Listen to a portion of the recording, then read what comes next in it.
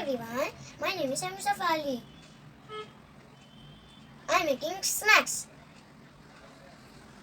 Take 2 biscuits, take ketchup and apply it.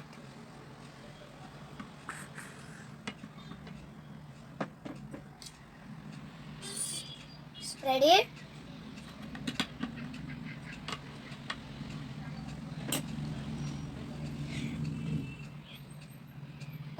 Put the onion and pour some chaat masala.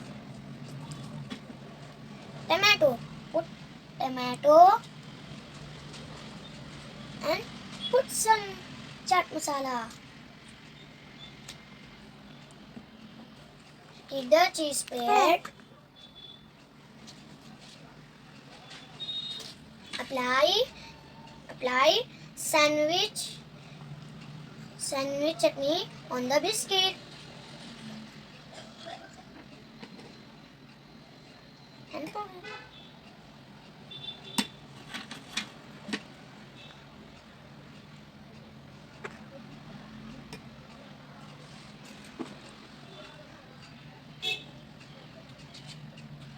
And take toothpick and pierce it.